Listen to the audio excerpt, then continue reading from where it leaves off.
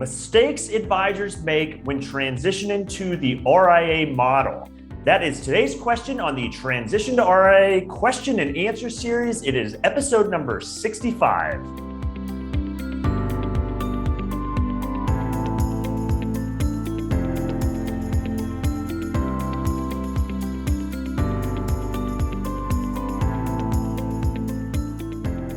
Hi, I'm Brad Wales with Transition to RIA, where I help you understand everything there is to know about why and how to transition to the RIA model. If you're not already there, if you head on over to transitiontoria.com, you can find all of the resources I make available to help you better understand the RIA model. I have this entire series on video format, podcast format. I have white papers, I have articles, all kinds of resources available for you. Again, transitiontoria.com. Okay, on today's episode, we're going to talk about mistakes financial advisors make when transitioning into the RIA model. Now, this won't be an exhaustive list of every possible thing you might want to be aware of, but these are some of the more common things I see come up in or that I am exposed to in conversations with advisors as they explore the model, and then seeing actually what happens in the marketplace when advisors are making that transition. So I did want to go over on today's episode. I have 5 of them that I want to talk about. Again, mistakes that advisors make when transitioning into that RIA model. Not an exhaustive list in no particular order, but I do think you will find these helpful. to kind of think through. So the first mistake is not obtaining legal advice to help you navigate the process of breaking away from your current firm. So I did a whole episode on this about how to go through that path and obtain legal advice to do this. But at a high level, it's very important that you do this process. So no matter what kind of firm you're at now, whether you're at a wirehouse firm, an independent broker-dealer firm, maybe even an existing RIA, you assuredly sign some sort of agreement with that firm when you first join them that most likely outlines certain parameters of things that can or can't happen, at least in the firm's opinion, if and when you were to depart. So it's important that you be aware of what that language is. And then just as important, okay, what does that allow you to do or not do? And just as important, how to navigate those steps of actually leaving your current firm and how you can or cannot engage with your clients going forward initially as you work to make that transition. And so it's, while you can certainly pull that agreement out yourself and should read it, and certainly I will give you advice on that as well, there are specialty attorneys that this is, for the most part, all they do is understand what's in these agreements and understand what the marketplace is essentially allowed advisors to do and not to do as they make that move away. So it's very important that you have that looked at. If you don't know where that agreement might be, perhaps you've been with your same firm for 20 years or so. Again, there are specialty attorneys that, because this is their primary focus, is helping with this one sort of thing, that they will typically know, as long as you're at one of the larger firms out there, that, 5 years ago or 10 years ago or 20 years ago, this is likely what you signed and the parameters that were likely in that agreement. And so they can help you navigate that. Even if you can't locate the agreement, again, it would be better if you had it in hand. And certainly if you're at a firm that maybe has non-solicits or things like that, you would not want to go to your firm now out of the blue and say, by the way, could someone please give me a copy of what I signed 15 years ago? Because that might be a little heads up to them that you're looking at options. And oftentimes that's just not your best interest to do that. So if you have the agreement, great. If you don't, there's still a way to kind of work through that process. So again, you want to look at it, and the couple of reasons here to make a point on that is, if in the news, every so often an article will come out about some advisor that ran afoul of their prior firm when they left. And almost in every instance, I always click on those articles because I always want to learn from them. In almost every instance, the advisor did something ill-advised. It was, to put it bluntly, they did something stupid. There could be exceptions, but in most every instance, it was ill-advised. So what I mean by that is, had they got that legal advice of what they should or shouldn't do, and just as importantly, they follow that advice. You often see advisors not follow that advice when they do something that gets them tripped up. And again, if you look at those articles, it's usually something ill-advised that a good experienced attorney would have advised that you not have done that. Of course, after the fact, it's essentially too late. Now you're in damage control trying to repair the situation. But again, that advisor can usually help you avoid those landmines before you possibly step on them and cause you bigger issues as you go along.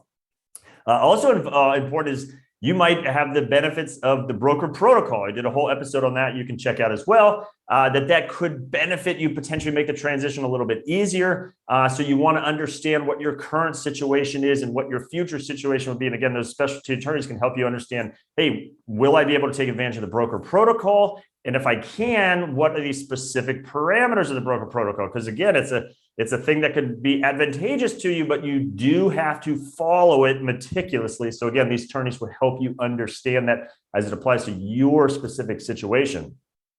Now, you might also be thinking, okay, well, I'm at a independent broker dealer already, and so I know they in writing have put that I own my book of clients, so I don't need this advice. I don't need these resources. I know they're not going to come after me. And in many cases, that will likely be the case. However, there are additional things, variables that you want to be aware of that you might still need to be familiar with. So for instance, there's privacy policies, Reg SP, or maybe your particular state has certain privacy rules over the data of your client's account and what you can or cannot take. Again, just because your firm might be okay with you maybe taking certain client data or contacting your clients in certain ways, there might be privacy regulations either at the federal or state level that you need to be aware of as it applies to your specific situation, even if you're in that independent broker dealer world right now that you might be departed. So again, these folks can help you understand it. And like I said, I keep referring to specialty attorneys. And why it's important to go to that is there's a lot of just great kind of generic contract attorneys out there that often I'll talk to an advisor and say, oh yeah, I have an old buddy of mine that took a look at it. He does a lot of contracts. And the reality is those kind of attorneys can certainly understand some of the more generic language in a contract, and I'm sure can give some great advice on that. You really need these focused specialist attorneys that this is primarily what they do, because they not only are good at interpreting that language, but they know what's happening in the marketplace. They know which firms are taking issues with which steps that advisors may or may not be taking. So you just, it is what it is. You can't just go to a general contract attorney to have them look at your agreement. You want those specialty attorneys and their specialty expertise and knowledge. And so to sum up that kind of mistake, just point blank, if you're not willing to spend the money on a legal attorney, you should not be making the move out of your current situation into the RIA model. It is what it is. The cost, it's not measured in hundreds of dollars. It is measured in thousands of dollars. So there is some cost to it, but that is a bedrock of making a successful transition, is having that good legal advice as it applies to your specific situation, your specific agreement, and your specific firm you're at now. So mistake number one is skipping that step altogether. If you want to know who some of these specialty attorneys are, feel free to reach out to me. There's some great ones in the industry. Happy to pass along some names and contact info. Okay, mistake number two. As you're perhaps exploring the RIA model, you only look at or consider one firm or one model out there. And so I've talked on a lot of episodes. There are multiple different pathways into the RIA model. So for example, you might start your own RIA and build out all the solution providers yourself, or you might start your own RIA and lead on, as they say, a supported independence platform that helps you with a lot of that outsourcing in one big chunk. Or you might join an existing RIA, and there's all different kinds of flavors and pros and cons to different kinds of firms you can join and what their value propositions are. And so the problem is if you only look at one firm, well, that one firm likely only offers one of those various pathways into it. And so ultimately that might be the kind of model that is best for you, and that they might be the best firm to deliver that model for you. But if you only look at one firm, how would you know that? And of course, the story that they are going to tell when they talk to you is a narrative that will help you gravitate your practice to their particular offer. And again, that might be where you end up landed, but it's important to understand, okay, what are these different models? What are the different pathways you could go into it? How do they differ? And you got to have just more than one just to understand what they look like and how they compare. Now, the counterpoint to that, and I come across this from time to time, is, again, you have to understand what those different models are. So it might be kind of simple to think if you go from one wirehouse to another wirehouse, you say, okay, yeah, it's different firms, different culture, different value proposition, but for the most part, it's the same model. And I would argue that's generally correct. In the RIA model, there are multiple different ways, again, you could do this, multiple different models that can support your practice. And so it's a key of understanding those. And so something I do come across from time to time, it happened just a couple of weeks ago, most recently, is talking to an advisor, and early on in our engagement, our conversations, and he mentioned 3 firms that he had already kind of brainstormed that he thought would be good solutions for him. And he thought they were roughly all the same model, and they weren't at all. They were distinctly 3 different approaches to support an advisors. Now, it's not this advisor's fault. That's part of why my entire business exists, is because if you've been perhaps only at a single firm or single affiliation model your entire career, that's not the RIA model, how would you know, or why would you know of all these different models and all these different firms unless you're spending considerable time like I do to understand them? And so in this case, the advisor thought he was going to be comparing apples to apples, and oh yeah, I think I know how this works, and these would be 3 great firms. And ultimately, he might end up using one of those firms with his practice. But the fact that he thought, again, it was apples to apples, and it was absolutely apples to oranges. So again, you don't want to just look at these options in a silo and only look at one possible approach, one possible pathway. But it's also important to understand these different options, because next thing you know, you think you're doing so, and you think you're comparing apples to apples, and that's certainly not the case. So that is mistake number 2. Mistake number 3, you don't take the time to learn and understand the additional responsibilities that come with the RIA model. So I am a big believer. If you've listened to any of my episodes, watched my videos, wherever the case is, read my articles, I'm a straight shooter. So there are additional responsibilities that typically come with the RIA model that you likely don't have now, depending on your current affiliation model. Particularly if you are a W-2 employee advisor somewhere, there will almost assuredly be additional responsibilities you will have in the RIA model that you do not have now. So it's important to understand what those are, because again, back to those different pathways into the model, they each have various responsibilities that you will have to take on. And so with that comes pros and cons of each of these different models, each of these different firms. And keep in mind, your current firm has certain pros and cons, as you assuredly know as well. So it's important to understand, again, not just how they're different, what are the responsibilities? Is that something you are able and willing to take on? And how will you be rewarded for taking on that responsibility? And you will, and it's important to understand what that is. But if anyone doesn't point out to you both the pros and cons of a particular approach, they're not giving you the full picture. So you need to understand the responsibilities, how they differ, and the pros and cons of it. And don't be intimidated by the thought of, oh, I'm going to have additional responsibilities in various ways. And so an example would be, if you were to start your own RIA, you will now likely have more compliance responsibility, or the responsibility for implementing a compliance program than you have now. Now, the beauty of the RIA world, it has grown to the point where there's an enormous ecosystem of solution providers out there that help you manage and fulfill these responsibilities. So from a compliance standpoint, there are all kind of wonderful providers that will help you manage that responsibility successfully. And thousands of advisors have come before you and have made that move and have used these resources to help them manage those responsibilities. But you first need to understand, okay, what are those additional responsibilities? Am I personally able and willing to take on those responsibilities? And then how do I solve for them? What are the solution providers in the marketplace that will help me solve for them? But it is important, again, that you take the time to understand these responsibilities and understand how to manage them.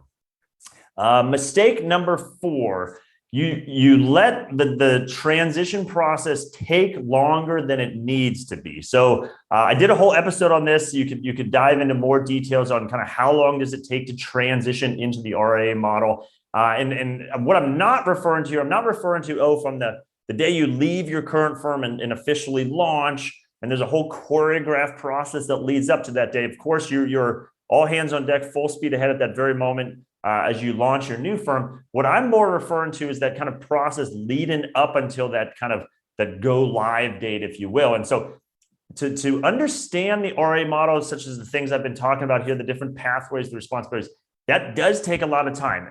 That's measured in months, not weeks, to figure out all these options, to explore everything as necessary, and to logistically set things up, whether maybe that is your own RIA or to have your paperwork ready to be able to go live.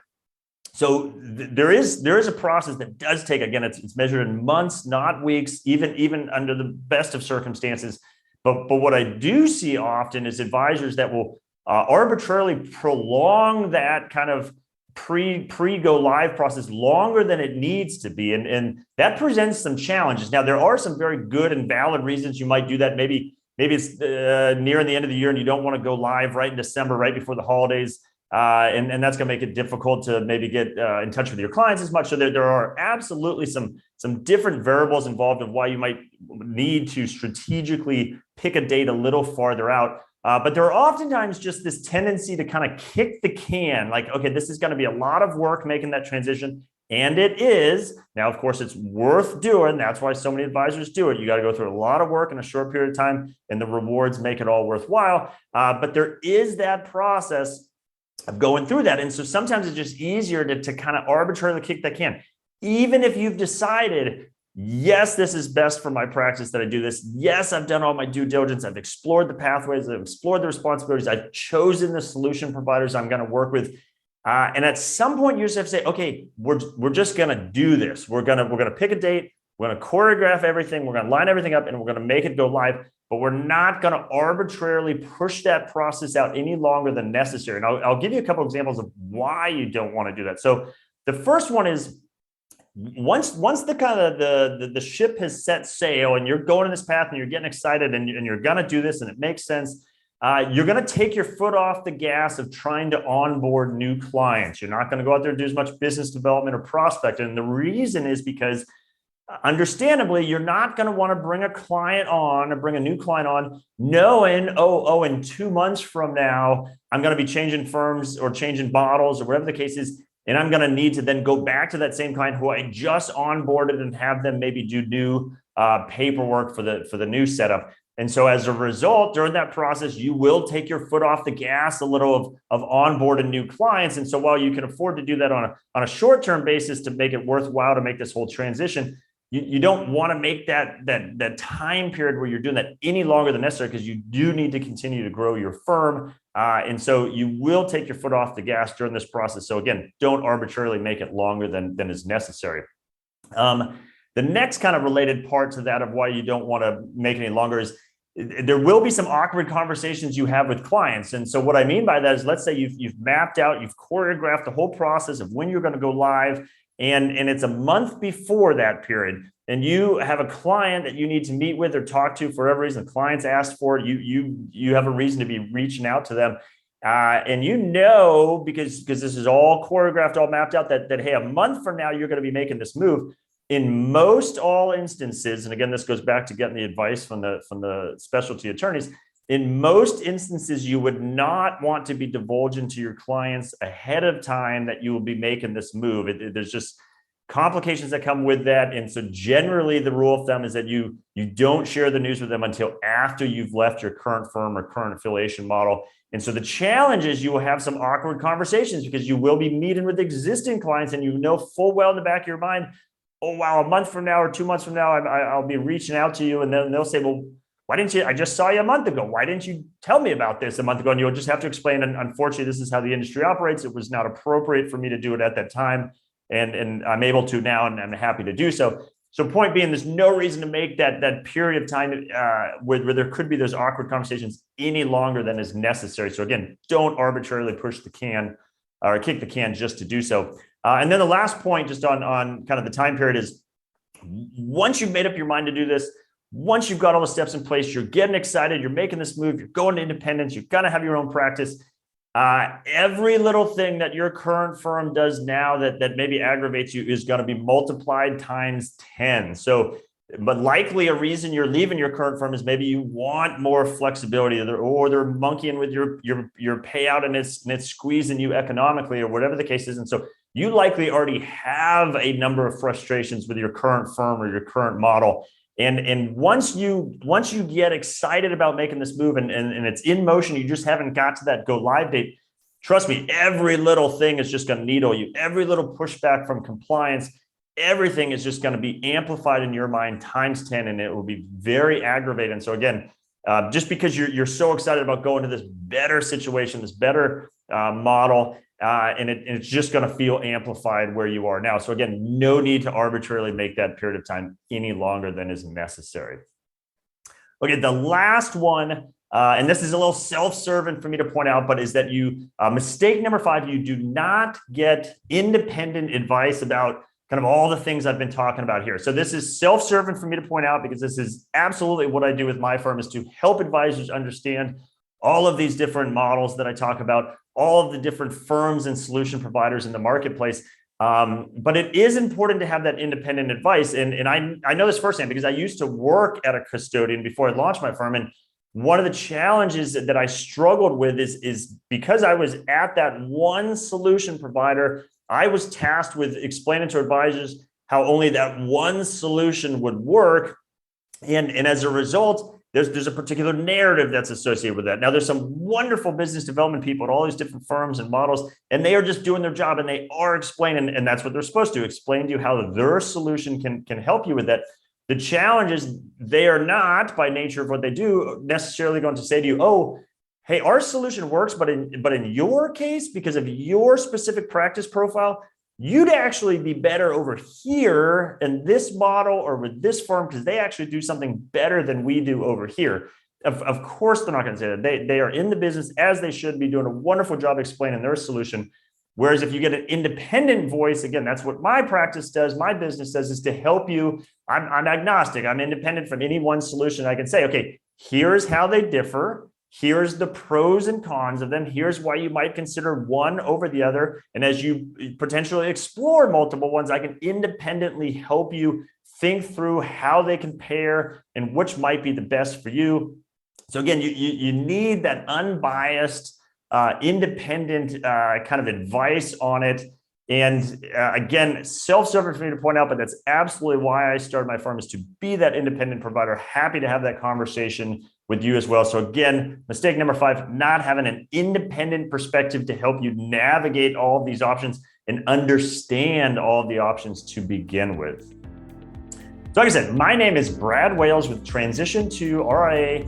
And this is the sort of thing I help advisors with, all these different steps and avoiding all these different mistakes, from understand those responsibilities, understand the options available to you, helping you navigate that timeline of what it takes to start your own firm. Happy to have that conversation with you as well. If you're not already there, if you head on over to transitiontoria.com, again, you can find all of my resources, the videos, the podcast, white papers, articles, all kinds of resources. But at the top of every page is a contact link. If you click on that, you can instantly and easily schedule a one-on-one conversation to have a direct conversation with me about your specific practice and whether you want to talk about today's topic on today's episode or anything else RIA related. I am happy to have that conversation with you. Again, transitiontoria.com.